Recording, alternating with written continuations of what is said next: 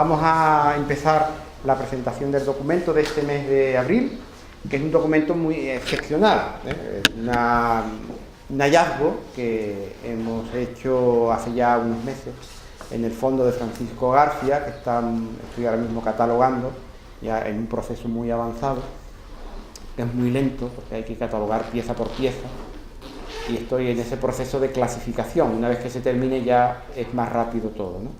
Y precisamente en ese proceso de clasificación apareció este original mecanografiado con correcciones manuscritas por el propio Ramón Gómez de la Serna, que es precisamente la última novela de Ramón Gómez de la Serna, Piso Bajo, una novela muy madrileña, en ese ámbito que ya Eloy hablará con más propiedad sobre la novela, ¿no? Y nada más, yo quería darle la palabra al alcalde, que es el que verdaderamente le toca, para darnos la bienvenida y que también comente lo que él crea conveniente sobre esta cuestión, ¿no?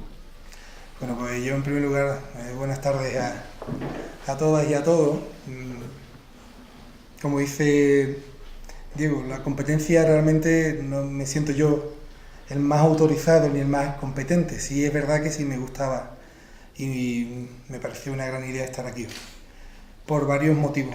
La primera, por volver a reconocerle y agradecerle a la familia López Carmona, está aquí hoy con nosotros los demás, pues el trabajo realizado desde el primer momento con todos los documentos y archivos de Curro, de Francisco García, pero por supuesto, como dice Diego, ¿no? Porque en términos de reconocimiento a la labor que se está haciendo por parte del Ayuntamiento, de la familia y obviamente del archivo histórico de Diego Ropero, pues el hecho de estar catalogando, estudiando e investigando documentación tan rica en contenido como la que hoy se presenta, pues conlleva que el patrimonio cultural y obviamente, si puedo decir también turístico de nuestro municipio, ese patrimonio se enriquece aún más. Y se enriquece siendo egoísta en pro del avance cultural de nuestro municipio. Pero claro, también hay un segundo pilar fundamental. Cuando hablaba de competencia, yo creo que, como en la antigua Roma, la autoritas no era el que tenía el poder, sino el que tenía el conocimiento. Y hoy pues está con nosotros Eloy Navarro. Yo tengo que agradecerte, como siempre lo hago de forma pública, pues tu disposición absoluta por estar en nuestro municipio, pero también por deleitarnos. Y digo deleitarnos porque tienes la autoridad, en la antigua Roma, la autoritas, para hablar mejor que nadie, seguramente, de Ramón Gómez de la Serna, y estoy casi seguro de su vínculo a la editorial en la que se publicó, se iba a publicar, bueno, no fue en la que en principio se iba a publicar, y por supuesto cuál es su vínculo con Curro García, ¿no? Con Francisco García, como le diga Francisco García, a través de un buen amigo, un tercero, que empezaban ambos a escribir y a crear una revista que no me acuerdo bien el nombre, creo que era El Mirador del Grifón. Entonces, a partir de ahí, para nuestro municipio, para nuestro pueblo, para nuestro archivo histórico, para nuestra historia, lo que hoy se presenta es un auténtico baluarte. Ramón Gómez de la Serna, yo no puedo presumir de haberlo seguido, solamente haber tenido algunos flash en su lectura, y sobre todo últimamente en lo que la Fundación Lara publicó, con todas las entrevistas, cartas y recuerdos de Juan Ramón a través de los distintos periodistas amigos y otros autores. Y claro, para mí Ramón Gómez de la Serna fue uno de los que realmente lo describe con tanta astucia y tanta sinceridad, que yo no me acuerdo si fue él el que lo describió como Juan Ramón era de aquellos autores que tenían que disimular su perfección para no caer mal. Entonces, cuando un periodista, cuando un escritor, cuando un autor es capaz de definir aspectos tan profundos de un moguereño, pues cuanto menos este municipio tiene que estar muy agradecido. No solamente a Ramón Gómez de la Serna, sino a todas aquellas personas, en este caso Eloy Navarro, una de ellas, que se han centrado en el estudio pormenorizado en un autor que ha dicho mucho, que ha escrito mucho, pero que aún queda mucho por investigar para los que no somos muy luchos en la materia. Por eso para nosotros es un gran placer que estés aquí, Eloy. Para nosotros es muy satisfactorio que puedas explicarnos perfectamente en qué consiste el documento de mes, pero si nos permite también es muy satisfactorio que esté en nuestro archivo histórico pues semejante documento, esa primera, se puede decir, borrador, boceto, que es el que definitivamente se publica en esta obra de Ramón Gómez de la Serna, que es, si no me confundo mucho, la última publicación del autor. La última novela del autor. Así que, sin extenderme mucho más, daros las gracias a todas y a todos. Por supuesto, Eloy, yo mil veces gracias por tu absoluta disponibilidad hacia este pueblo y sin duda pues a Diego por haber hecho este trabajo. Muchas gracias. Don Eloy. Pues bueno. Yo simplemente una cosita muy breve para darle después la palabra a Eloy. ¿Cómo llega este original a manos de Francisco García? Ya aquí se ha dicho que Francisco García tiene una relación de amistad con el director de la editorial El Grifón, Eduardo Aunós. Es un intelectual, político, diplomático de la época, que además en la breve cartela que acompaña al original se explica que fue secretario de Francisco Cambó, también ministro con Primo de Rivera, después se une al bando franquista, llega a ser ministro de Justicia y sobre todo también embajador en Bélgica, embajador en Buenos Aires, precisamente en esa etapa que es embajador en Argentina, trata con una forma mucho más directa con Ramón Gómez de la Serna, que ya llevaba en Argentina desde el año 39 y muere allí en el año 63, un periodo larguísimo, ¿no? Pues la amistad, ya digo, García no conoce directamente a Ramón Gómez de la Serna, sino lo conoce a través de Aunós, que ya con él está colaborando en distintos proyectos literarios. Aunós tiene una editorial, como ya he dicho, El Grifón, y también ponen en marcha en el año 1957 esta revista que se ha mencionado, que es El Mirador del Grifón, donde ahí aparece, precisamente en el número 1 de marzo del 57, un primer artículo, que es el que abre la revistita, porque es pequeña, una revista pequeña, un artículo de Francisco García sobre la poetisa chilena Gabriela Mistral. Después, a continuación, hay un trabajo de Gabriela Mistral, hay también un trabajo del propio Eduardo Aunós, reseñas de libros, entre ellos uno de Ramón Gómez de la Serna. Él había publicado ya antes del 57 un libro en esta editorial, Ramón Gómez de la Serna. En fin, que por ahí viene todo esto, ¿no? Esa amistad de García con Aunós no acaba una vez que ya fallece Aunós, sino que continúa con la viuda. Hay algunas cartas que se conservan en el repertorio epistolar de García, de la viuda de Aunós, donde le encomienda una serie de cuestiones relacionadas con una edición del propio Eduardo Aunós, precisamente la misma editorial Espasa Calpe de la colección austral. Es también muy reconocido por libros de viaje, etcétera, etcétera. Es decir, que en definitiva ese es el nexo del por qué llega este original a Francisco García, como llegó también la carta que acompaña del año 54, una carta muy bonita, donde ahí se le ve un Ramón Gómez de la Serna un poco apesadumbrado, quejoso por no tener tiempo para dedicarse a lo que verdaderamente le gustaría, que es esa vida subterránea, porque tiene que comer, y como tiene que comer, tiene que dedicarse a escribir artículos periodísticos para poder sustentarse, ¿no? En fin, ese es el hilo conductor. Yo es lo único que quería decir. Es una primicia, lógicamente, que está aquí y que Eloy, como especialista que es en la materia, pues ya tiene las manos libres para hacer con ello lo que considere oportuno, por supuesto con el beneplácito de la que tiene los derechos de autor, que es una pariente de su mujer, evidentemente, ¿no? Bueno, te paso para que nos comente ya de qué se trata esta novela y lo que tú has sacado en claro al respecto. Bien, muchas gracias, Diego. Quería empezar agradeciendo a Gustavo. Y agradecerte mucho que estés con nosotros. Nada, el agradecido soy yo, por supuesto, y como decía, quiero agradecer esa presentación tan afectuosa que me ha hecho Gustavo, y a quien quiero reiterar desde luego una vez más justamente mi disposición a colaborar con este pueblo, como tú has dicho muy bien anteriormente.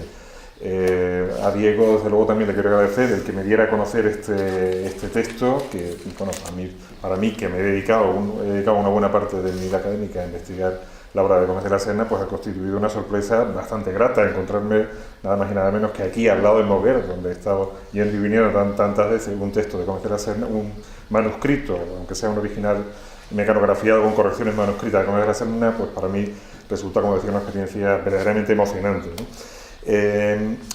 Este acto quizás hace unos 20 años no hubiera sido concebible o no se habría podido justificar, porque hace 20 años todavía Gómez de la Serna era un autor que se podría considerar un poco marginado, ¿no? Olvidado, en cierto modo casi apestado.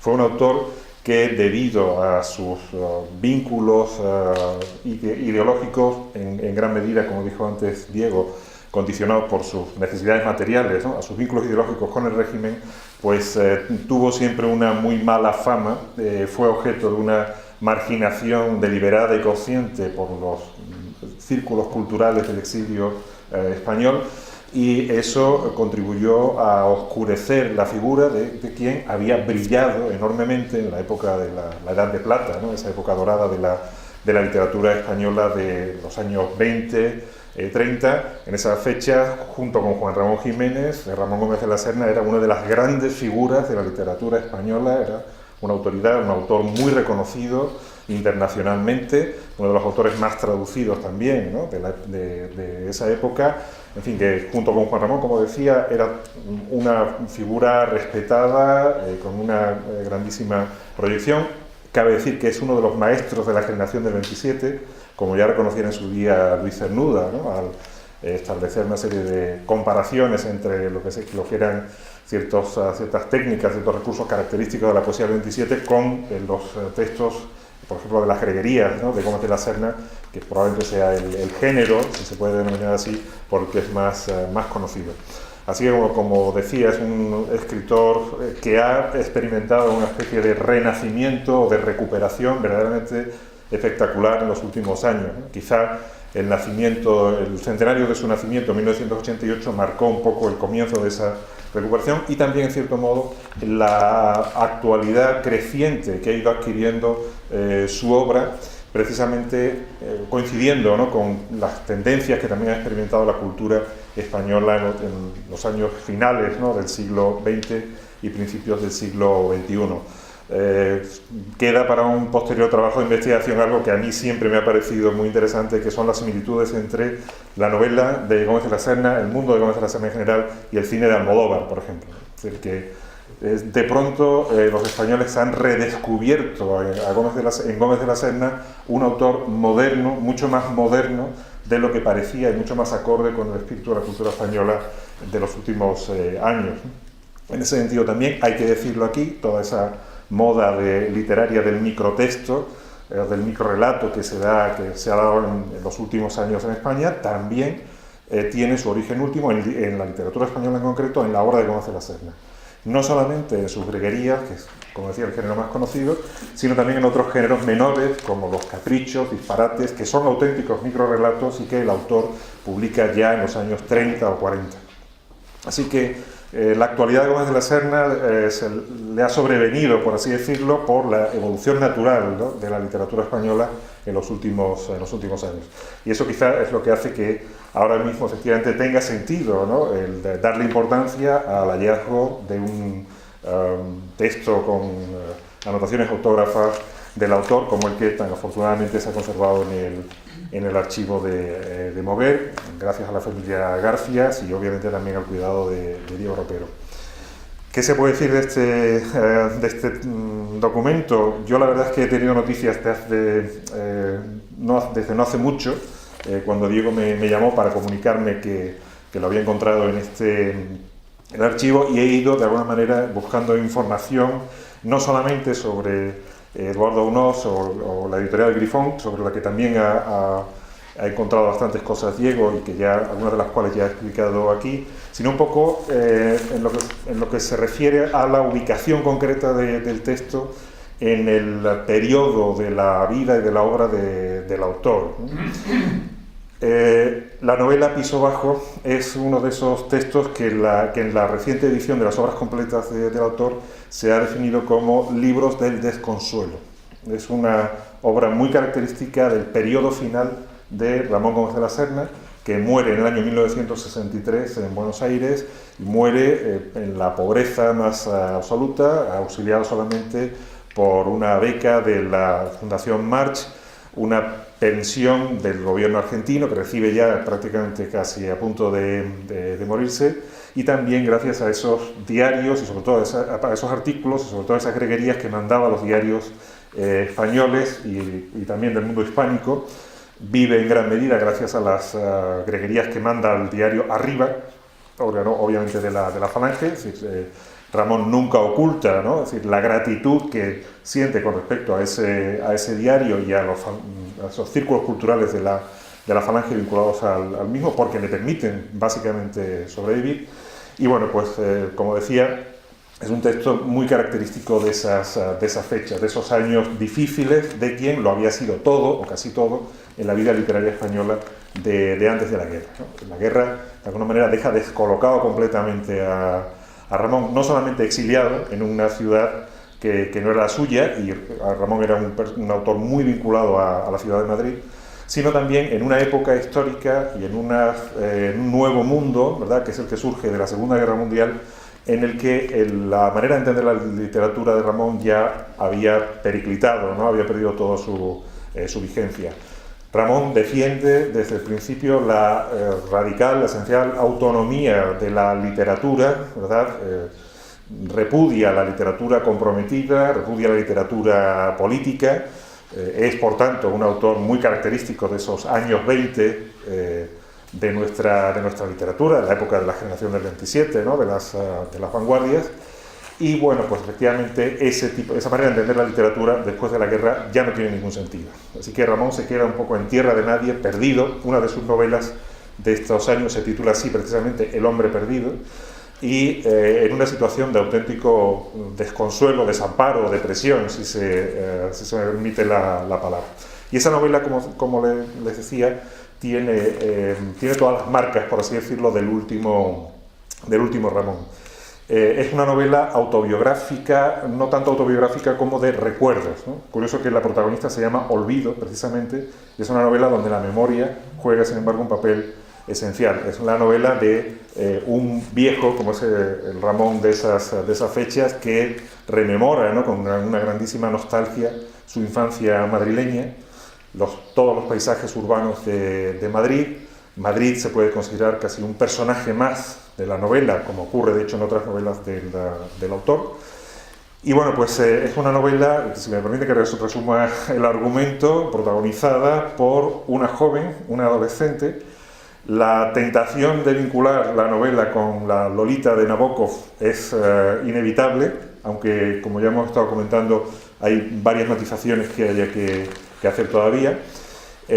Protagonizada, como decía, por una adolescente y por su padre, ¿verdad?, que no puede evitar, ¿no?, que de alguna manera esa joven pasee libremente por Madrid, sea objeto de las asechanzas, ¿no?, de distintos pretendientes masculinos. Y bueno, que no quiero anticiparles el final, por si alguna vez tienen el interés o la curiosidad de leerla. Pues la novela tiene un final un tanto insólito, un tanto inesperado, porque bueno, todos los miedos, ¿no?, que tiene ese padre, que además es un filósofo y sabio y científico, ¿verdad?, pues al final no acaban cumpliendo. Es una novela muy metafórica en muchos sentidos, muy simbólica. El piso bajo en el que viven el padre y la hija se explica como metáfora de la creciente inclinación, ¿verdad?, a retrospectiva, por así decirlo, a la fe católica que se da en el Ramón de los últimos años, y desde luego el piso bajo es una metáfora, ¿no?, de la vida frente a otras alturas, por así decirlo, de carácter metafísico o religioso. Y bueno, de hecho, el final de la novela pues tiene un componente religioso muy marcado, muy acusado. Es una novela sobre todo eso de Madrid, una novela de rememoración de una plenitud vital ya perdida en la figura de esta adolescente, que es contemplada o vigilada por su padre.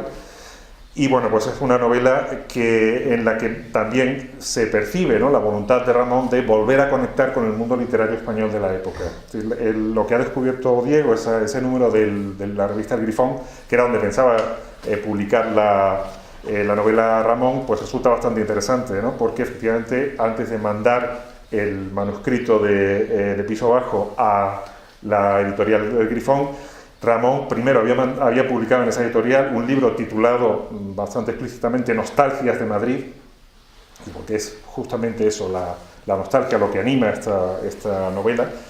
Y en esos mismos años también, antes de que aparezca finalmente en el año 61 la primera versión impresa de la novela, Ramón ha ido soltando algunos capítulos en distintas publicaciones, y uno de ellos, de hecho, en la revista del Ayuntamiento de Madrid, que va por título Villa de Madrid. La novela en cuestión, como decía, aparece en 1961 en la editorial Austral, en la colección Austral, perdón, es Pasacalpe, y antes había aparecido de manera extractada, como decía, en la revista Villa de Madrid, e incluso un capítulo aislado había aparecido en una revista de Caracas, la Revista Nacional de Cultura. Con esos elementos, la hipótesis que he estado barajando yo al menos es que Ramón publica inicialmente esa versión extractada, no completa, de la novela, en esa revista Villa de Madrid, y en función de una posible recepción o buena acogida se decide más adelante a mandar la novela completa para publicarla en una editorial conocida, ¿no?, o afín, como es esta que dirigía a su amigo, entendemos, que era Eduardo Aunós, ¿no? Así que el manuscrito no es manuscrito como tal, es una copia mecanografiada. Probablemente es el resultado de una copia del manuscrito original de Gómez de la Serna. Así que primero sería el manuscrito, después está esa copia mecanografiada, y después sobre esa copia mecanografiada están las anotaciones del propio Ramón. Lo curioso es que la mayor parte de las anotaciones que aparecen ahí luego no pasan a la versión impresa, la de 1961 de Espasa Calpe. Entonces, es una versión diferente, ¿verdad?, dirigida específicamente a la editorial Grifón. Probablemente Ramón había enviado también previamente a Espasa Calpe la copia mecanografiada original, y esa copia básicamente es la que pasa después a la edición impresa. Hay algunas modificaciones, algunas variantes que obviamente no merece la pena comentar aquí, pero que nos dan la pista de que probablemente Ramón corrigió en pruebas de imprenta lo que le envió la propia editorial Espasa Calpe, ¿vale? Sí, es una cuestión un poco complicada, me van a permitir que les evite. La cuestión es eso, es que es un documento que da testimonio, ¿no?, de las dificultades que experimentaba Ramón en esa fecha, de su nostalgia, de su voluntad de regresar a Madrid y de establecerse finalmente en Madrid, y bueno, pues todo el proceso editorial que sigue pues abona, ¿no?, todo eso que estamos comentando. Hay una cierta coherencia, ¿no?, entre lo que dice Ramón, cómo describe Ramón la ciudad en ese texto, y el modo en el que intenta publicarla y dónde intenta publicarla, ¿no? Así que bueno, pues yo creo que es un documento en ese sentido bastante interesante, no muy habitual, no se conservan documentos de este tipo en el caso de Gómez de la Serna, y de los pocos que hay. Y bueno, pues espero que en algún momento, cuando haya más tiempo, porque esto nos ha cogido así un poco casi con prisa, con un análisis un poco más meditado, con bastantes más datos que quedan por recabar, pues se puede hacer una edición crítica, que tampoco es algo muy habitual en la obra de Ramón, ¿no? Normalmente los textos tienen una única versión y poco más, ¿no? Así que bueno, simplemente quería destacar justamente el valor que tiene, la rareza que es, y bueno, pues quería destacar también la figura del autor, y pues, como decía antes, ¿no?, agradecer la importancia que se le da, y sobre todo justificar, ¿no?, el que finalmente a Ramón se le recupere y se le ponga en su sitio. Algo parecido pasó en su día con Juan Ramón, ¿no? Juan Ramón también fue un autor olvidado y en los últimos años también se le ha ido recuperando. A Ramón Gómez de la Serna quizá le espera todavía, ¿no?, un proceso de recuperación aún mayor, y bueno, pues espero que este hallazgo también contribuya a ello. Así que nada, muchísimas gracias. Por si no lo dije antes, reitero aquí mi agradecimiento a las instituciones aquí presentes. Bueno,